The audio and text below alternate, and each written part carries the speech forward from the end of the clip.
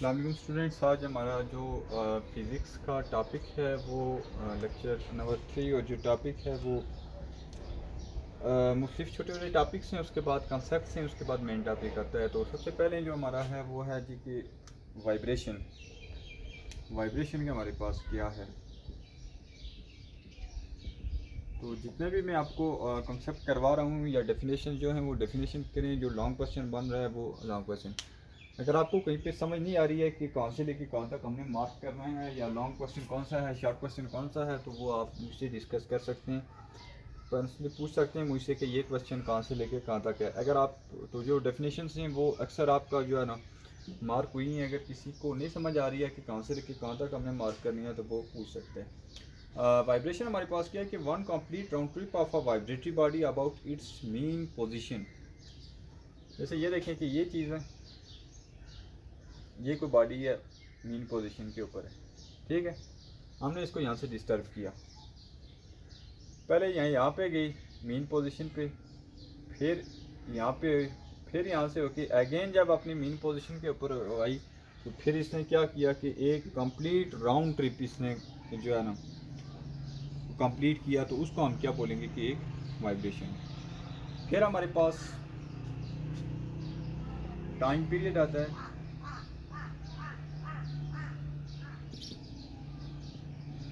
ये क्या हुआ कि हमने यहाँ पे डिस्टर्ब किया, और यहाँ से हमने डिस्टर्ब किया ना तो अगेन वापस बॉडी ये कंप्लीट ओके वहाँ पे जब आएगी तो वो हमारे पास एक वाइब्रेशन होगी। A time taken by vibratory body to complete one vibration. तो इसने वाइब्रेशन के दौरान कितना टाइम लिया, मीन जब यहाँ से हमने इसको क्या किया, फोर्स लगाई, यहाँ पे गई अपने मीन पोजीशन पे, यहाँ से जाने के बाद दोबारा मीन पोजीशन पे आई, तो इस दौरान इसने कितना टाइम लिया, फर्स्ट करें 5 सेकंड लिया, कितना सेकंड लिया, तो वो हमारे पास जो टाइम होगा तो वो टाइम पीरियड होगा। फिर जो आपका कॉन्सेप्ट आता है वो आता है कि फ्रीक्वेंसी। फ्रीक्वेंसी क्या है कि द नंबर ऑफ वाइब्रेशन और अ cycle of a vibratory body in 1 second, कि 1 सेकेंड के अंदर कितनी वाइब्रेशन कंप्लीट करता है ये। जैसे 1 सेकेंड के अंदर अगर ये 10 वाइब्रेशन कंप्लीट करता है तो इसकी फ्रीक्वेंसी 10 होगी, अगर 20 करता है तो ये इसकी 20 होगी। तो it is reciprocal of time period. Basically time period का रेसिप्रोकल होता है, ये होता है हमारे पास 1/t। तो इसकी डेफिनेशन क्या है कि नंबर ऑफ वाइब्रेशन और cycle of vibratory body in 1 second, के 1 सेकेंड के अंदर कितनी जो है ना हमारे पास ये वाइब्रेशन, इसलिए 1 सेकेंड का है, इसलिए इसका जो फार्मूला होता है वो 1/t होता है। फिर हमारे पास जो कॉन्सेप्ट है वो है एम्पलीट्यूड। एम्पलीट्यूड क्या है हमारे पास, maximum displacement of a vibrating body on either side from its mean position is called amplitude। देखें ये हमारे पास इसकी मीन पोजीशन हो गई। मैक्सिमम डिस्टेंस चाहे वो लेफ्ट साइड या राइट साइड की तरफ ज़्यादा जब बॉडी डिस्टर्ब करेंगे, मूव करेगी, तो जो मैक्सिमम इन दोनों में डिस्टेंस होगा तो वो हमारे पास क्या होगा, एम्पलीट्यूड। फर्स्ट करें यहाँ से लेके यहाँ तक का डिस्टेंस भी देखेंगे, यहाँ से लेके यहाँ तक का डिस्टेंस करेंगे, जो डिस्टेंस ज़्यादा कवर हुआ होगा वो उसका हमारे पास क्या होगा, एम्पलीट्यूड होगा। Maximum distance of a vibratory body on either side from its mean position, के दोनों में से किसी एक साइड में जो मैक्सिमम डिस्टेंस कवर होगा वो हमारे पास क्या होगा, एम्पलीट्यूड। तो 4 चीज़ें हमने यहाँ पे देखी। एक देखी वाइब्रेशन क्या होता है हमारे पास, फिर हमने ये देखा कि टाइम पीरियड क्या होता है, फिर हमने फ्रीक्वेंसी को देखा, फिर हमने एम्पलीट्यूड को देखा।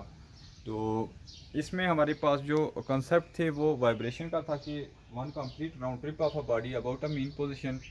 टाइम पीरियड हमने फिर ये देखा कि कितने वाइब्रेशन जो कंप्लीट कर रही है, कितने टाइम में कर रही है। फिर ये है जी कि 1 सेकंड के अंदर कितनी ये वाइब्रेशन कर रही है, फिर वो फ्रीक्वेंसी हो गई। फिर हमारे पास एम्पलीट्यूड आ गया। एम्पलीट्यूड ये है जी कि maximum distance other on side of a body is known as amplitude. तो ये 4 जो कॉन्सेप्ट हैं ये आपने सबसे पहले देखने हैं, तो ये आपने अपनी बुक के ऊपर मार्क भी कर देने हैं, चारों की डेफिनेशन यहाँ पे। अब इसके साथ जो हमारे पास है वो एग्जाम्पल 10.1 है।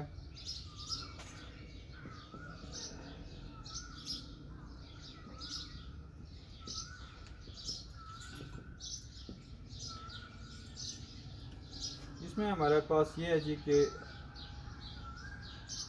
लेंथ भी गिवन है,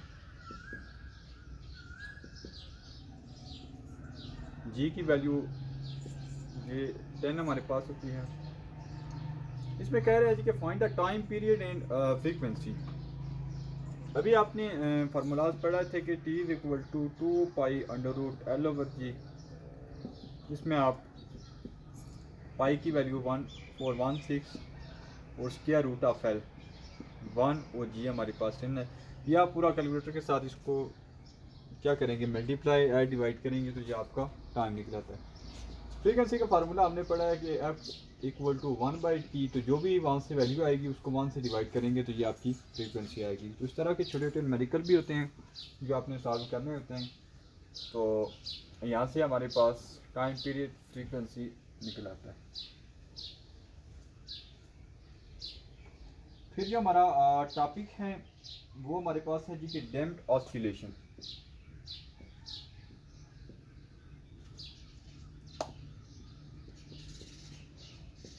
डैम्प्ड ऑस्किलेशन हमारे पास क्या है। अच्छा, जब भी बॉडी हमारे पास कोई मूव करती है तो उसको एक रेजिस्टेंस ऑफर होती है और वो रेजिस्टेंस बेसिकली एक फ्रिक्शन होती है। तो अगर हम किसी भी बॉडी को मूव करवाते हैं तो वो किसी वजह से अगर उसको रुकती है तो वो बेसिकली हमारे पास किसकी वजह से रुकती है कि फ्रिक्शन की वजह से रुकती है। Vibrating motion of ideal body in the absence of any friction और resistance continue indefinitely under the action of restoring force। देखें, अगर ये है ना, ये हमारे पास स्प्रिंग है किसी बॉडी के साथ, तो इसको जब हमने खींचा तो ये इसने इधर मूव किया, रिस्टोरिंग फोर्स इसको वापस अपनी जगह पे लेके आएगी। लेकिन ये भी हो सकता है कि ये अपने जो इसका मेन जगह थी जहाँ से हमने इसको डिस्प्लेस किया था उसके इर्द गिर्द इनडेफिनेटली ये मूव कर सकता है, मीन लगातार मूव कर सकता है। रुकना नहीं चाहिए इसको, लेकिन अगर ये रुकता है तो वो उसकी जो वजह होती है तो वो हमारे पास फ्रिक्शन होती है। फ्रिक्शन की वजह से ये अपनी जगह वापस रुक जाता है। अब हमारे पास होता है ये है जी कि friction reduce the mechanical energy of a body and basically हमने डैम्प्ड पढ़ना है। डैम्प्ड बेसिकली होता है कम होना। तो डैम्प्ड ऑस्किलेशन हमारे पास क्या, ऑस्किलेशन हमने अभी पढ़ी है। ऑस्किलेशन हमारे पास क्या थी कि कोई भी बॉडी हमारे पास अपने जैसे हमने इसको डिस्प्लेस किया उसके इर्द गिर्द यहाँ पे मूव कर रही थी। जैसे हमने सिंपल पेंडुलम स्प्रिंग कांस्टेंट वो देखे कि आपने जो उसका मेन एरिया था उसके गिर्द यहाँ से हमने इसको डिस्प्लेस किया था तो वो उसके इर्द गिर्द मूव कर रही थी। तो अब ये रुकती किस वजह से है कि फ्रिक्शन की वजह से रुकती है। तो वो basically friction caused the friction reduce the mechanical energy of a body is known as damping. तो वो उसकी मैकेनिकल एनर्जी को डिक्रीज करती है, रिड्यूस करती है फ्रिक्शन। और रिड्यूस होने की वजह से जब मैकेनिकल एनर्जी ज़्यादा रिड्यूस हो जाएगी तो बॉडी एक जगह बॉडी मूव नहीं करेगी बल्कि एक जगह रुक जाएगी, तो वो बेसिकली डैम्प्ड हो जाएगी। तो डैम्प्ड ऑस्किलेशन हम इसको बोलते हैं। इसकी जो एक एग्जांपल है वो हमारे पास ऑटोमोबाइल के अंदर जो वाइब्रेशन होती है, ये भी एक इसकी एग्जांपल है। शॉक ऑब्जर्वर होती है हमारे पास ऑटोमोबाइल के अंदर, ये डैम्प मोशन की एक एग्जांपल है। इसमें होता यह है कि इसके एक शॉक ऑब्जर्वर होता है जो consist of piston. Shark observer होता है वो इस तरह से एक पिस्टन के साथ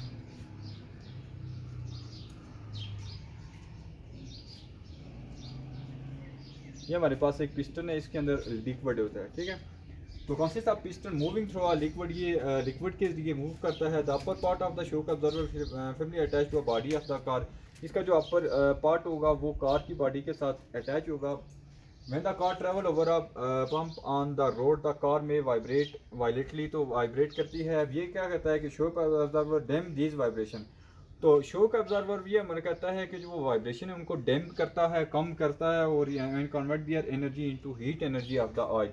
और वो जो एनर्जी उसको मिलती है तो वो बेसिकली उस एनर्जी को किस में कन्वर्ट कर देता है कि हीट एनर्जी में कन्वर्ट कर देता है। तो यहाँ से आपने डैम्प्ड ऑस्किलेशन को देखना है क्या है उसकी। अगर आपको एग्जांपल आती है तो आप ये एग्जांपल देख सकते हैं कि shock observer in automobile is an example of damped motion. फिर हमारे पास वेव मोशन आता है।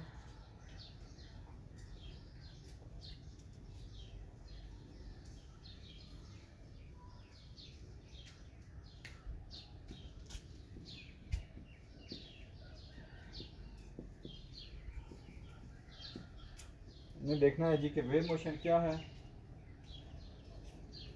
तो wave play an important role in our daily life. It is because waves are carrier of energy. Wave basically हमारे पास energy को क्या कहते हैं कि एक जगह से दूसरी जगह कैरी करते हैं। ठीक हो गया। अब हमारे पास इसकी जो एक एग्जांपल भी है, इस तरह से अगर हमारे पास कोई टप वगैरह है पानी का, उसके अंदर यहाँ पे पानी जमा है, आप एक इसमें ये करें कि one end of a pencil in tub of water. इस तरह से आप पानी के अंदर एक जो है ना पेंसिल लें और इसको डिप कर दें, तो आप देखेंगे कि उसके पूरे टब के अंदर क्या हो जाएंगी कि वेव्स क्रिएट हो जाएंगी। और वो वेव्स जो है ना, जो उसका मीडियम है उससे अवे जो है ना क्रिएट हो जाएंगी। जैसे अगर यहाँ पे मैं इसको डिप करता हूँ तो इस तरह से जो है ना रिंकल वगैरह इसकी शेप बन जाएगी। ठीक हो गया। अब आप ये करेंगे the disturbation in the form of ripple. Ripple produce water wave which move away from a source. Source से मूव अवे करेगी। When the waves reach a small piece of cork floating near the disturbance, it move up and down about its original position while the wave is travel outward.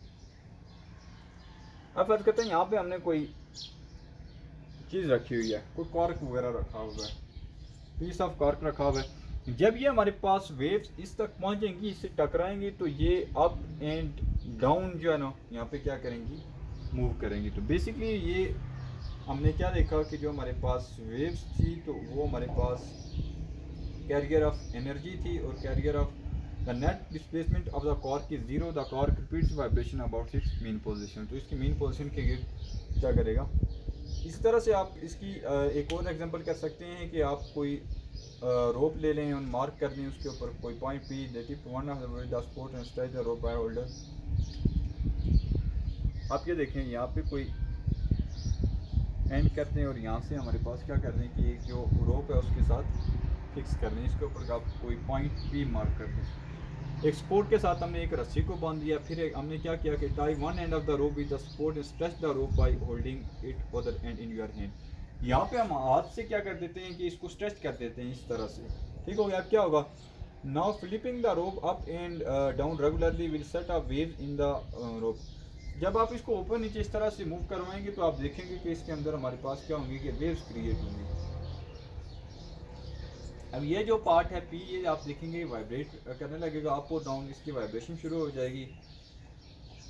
तो ये भी एक basically हमारे पास क्या हो जाएगा कि वेव्स प्रोड्यूस हो जाएंगे। वेव्स हमने प्रोड्यूस किस तरह से की कि हमने एक वुड लिया या दूसरे एंड के साथ हमने उसको क्या किया कि रोप उसके बांध दी, फिर रोप को हमने क्या किया, डिस्टर्ब किया, अप एंड डाउन किया, तो वहाँ से हमारे पास वेव्स क्रिएट हुई। तो यहाँ से फिर आप क्या करेंगे कि वेव की डेफिनेशन लिखेंगे। डेफिनेशन के बाद अगर आप किसी कोई एक्टिविटीज़ जो दोनों हैं, वो दोनों एक्टिविटीज़ को हमने क्या कर दिया कि स्टडी कर दिया। तो इसके बाद आपने ये करना है जी कि विद डायाग्राम आपने इनको देखना है। फिर हम नेक्स्ट टॉपिक जो है इंशाल्लाह उसमें देखेंगे कि वेव्स की हमारे पास टाइप कौन कौन सी होती हैं और उनमें डिफरेंस क्या है। फिर आगे टाइप्स ऑफ मैकेनिकल वेव्स हैं, इसी तरह लॉन्गिट्यूडनल वेव्स आती हैं, उनकी टाइप्स आती हैं, वो इंशाल्लाह हम नेक्स्ट जो है ना लेक्चर में स्टडी करेंगे।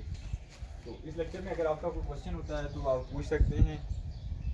ये दोनों एक्टिविटी को आपने समझना है कि वेव मोशन की एक हमने टप में पानी लिया, उसमें हमने पेंसिल की नोक को क्या किया, उसके अंदर इंसर्ट किया, वहाँ उसने डिस्टर्ब हुआ, वहाँ पे एंड के ऊपर हमने कॉर्क लगाया, कॉर्क के साथ जब ये टकराई तो उसने अप और डाउन उसकी मोशन हुई। फिर हमने एक वुड के साथ हमने रस्सी को बांधा, फिर उसको डिस्टर्ब किया, उसके अंदर वेव्स क्रिएट हुई।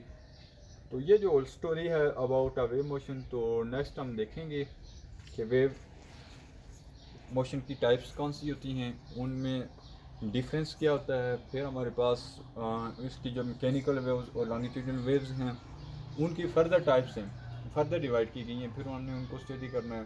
तो इस आज का लेक्चर यहाँ तक है। इसमें अगर आपका कोई क्वेश्चन होता है तो आप पूछिए। Thank you.